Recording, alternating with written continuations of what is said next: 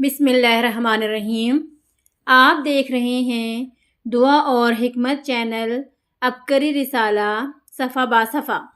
عبقری March 2026 page number 7۔ کھانا بہترین۔ جب بھی کھانا پکائیں 21 مرتبہ یا مصورو یا ودودو پڑھ کر کھانے پر دم کر دیں۔ کھانا بہترین، لذیذ، ذائقہ دار پکتا ہے، ہر کوئی تعریف کرے گا۔ قرآن کا وسیلہ دیتے ہی رزق کشادہ ہو گیا۔ قرآن پاک کی تلاوت، ادب و عظمت کے حیران کن سچے معجزانہ واقعات مسلسل عبقری رسالے میں شائع ہو رہے ہیں۔ قارئین، اگر آپ کے پاس تجربہ اور مشاہدے میں کوئی ایسا واقعہ ہے تو ضرور لکھیں۔ نوک بلک ہم خود سنوار لیں گے۔ یہ ایسا صدقہ جاریہ ہے جو آپ کی نسلیں سنوار دے گا۔ قرآن پاک کی تلاوت ایسا مبارک عمل ہے جس سے دلوں کو اطمینان ملتا ہے۔ قرآن ہدایت کی کتاب ہے جو دلوں کو سرور اور آنکھوں کو نور بخشتی ہے۔ تلاوت کلام پاک صرف ثواب کا ذریعہ نہیں بلکہ ذہنی سکون، روحانی تقویت اور دنیا و آخرت میں کامیابی کا سبب ہے، زندگی کا بھولا ہوا سبق۔ اللہ کا لاکھ لاکھ شکر ہے، میرا بچپن سے ہی نماز اور قرآن پاک کی طرف رجحان رہا، حالانکہ گھر والوں کی طرف سے کوئی زور زبردستی نہیں تھی اور نہ ہی گھر کا ماحول ایسا تھا۔ گھر میں میرے علاوہ کوئی قرآن کی باقاعدگی سے تلاوت نہیں کرتا تھا۔ بچپن سے جوانی اور پھر شادی تک میرا قرآن پاک سے ناطہ کبھی منقطع نہ ہوا۔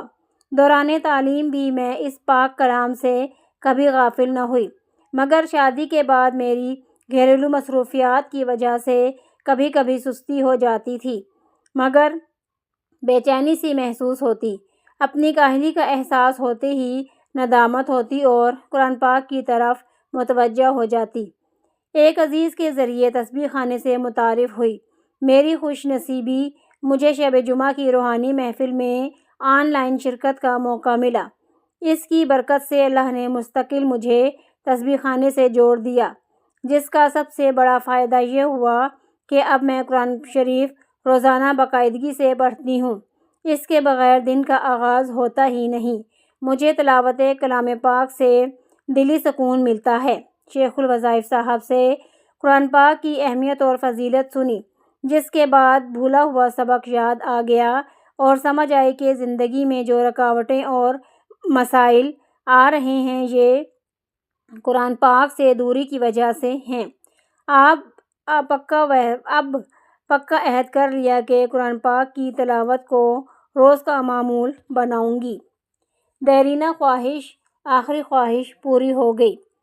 تسبیح خانے کے منبر سے جب قرآن کی تلاوت کے دنیاوی فائدے کے بارے میں سنا تو اپنے مسائل کی نیت اور یقین کی کیفیات کے ساتھ باقاعدگی سے تلاوت کرنا شروع کر دی۔ اس کا مجھے روحانی فوائد کے ساتھ ساتھ دنیاوی فائدہ یہ ہوا کہ اللہ پاک نے غیبی مدد فرمائی کہ میری دیرینہ خواہش تھی کہ اللہ تعالیٰ ذاتی گھر عطا فرمائے، مگر اس کے اسباب نظر نہ آ رہے تھے۔ لیکن قرآن کی تلاوت اور اس کے وسیلے سے اللہ تعالیٰ سے دعا کرنے سے میری دلی مراد پوری ہو گئی۔ صرف یہی نہیں بلکہ قرآن سے دوستی کرنے سے اور اسے اپنا سفارشی بنانے سے رزق بھی کشادہ ہو گیا، محرومیاں ختم ہو گئیں۔ آج اللہ پاک نے ہر چیز، ہر نعمت وافر مقدار میں عطا کی ہے۔ سوہنے رب کا جتنا شکر ادا کروں کم ہے۔ یہ سب قرآن پاک کی برکات سے مجھے ملا ہے۔ اللہ تعالیٰ سے دعا ہے میرا یہ عمل تا قیامت جاری و ساری رہے۔ عطاؤں کا سلسلہ تھما نہیں۔ اس کے بعد میرا تسبیح خانے سے تعلق مزید مضبوط ہو گیا۔ میں نے تسبیح خانے میں ماہانہ دم والے دن ہونے والی کشف المحجوب کی محفل کی 90 ریکارڈنگ سننے کی نیت سے روزانہ ایک روحانی محفل سننا شروع کی۔ اللہ کا احسان ہے، 50 سن چکی ہوں، جس سے بہت برکات مل رہی ہیں۔ قرآن پاک کی عظمت، اس کا ادب و احترام دل میں مزید پیدا ہوا ہے۔ اب روزانہ مراقبہ اور توجہ سے دعا بھی کرتی ہوں۔ الحمدللہ اس دوران مجھے عبقری حویلی احمد پور شرقیہ جانا نصیب ہوا۔ میں نے گزشتہ رمضان سے 129 بار سورہ کوثر کا وظیفہ پڑھنا شروع کیا۔ مالی مشکلات اور کئی مسائل حل ہوئے۔ اس کے علاوہ سورہ والضحیٰ 9 کاف والا عمل، جس کے ہر کاف پر 9 بار یا کریموں پڑھنا ہوتا ہے، بہت مجرب عمل ہے۔ بچوں نے امتحانات میں بہترین کامیابی حاصل کی۔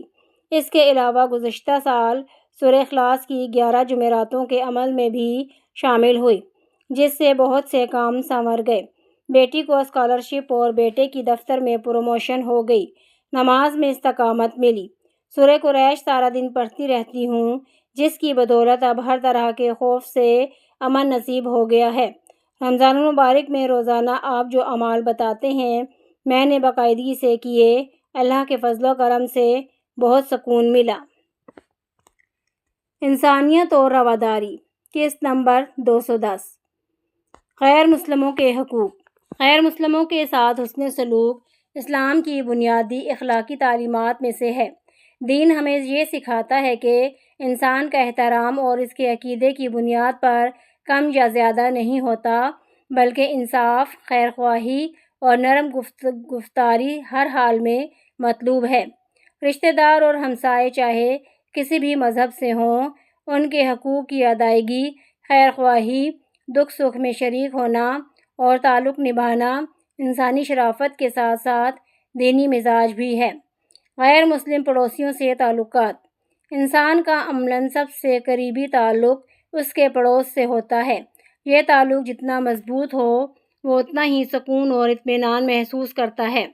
اگر کسی کو یہ یقین ہو کہ پڑوسی اس کے لیے خطرہ نہیں ہے، اس سے اسے کوئی نقصان اور غضب نہیں پہنچے گا، بلکہ اس کی جان مال اور عزت و آبرو محفوظ رہے گی، تو وہ عافیت کے ساتھ گھر کو اور گھر والوں کو عافیت میں سمجھے گا، ورنہ وہ سخت دشواریوں سے گزرے گا۔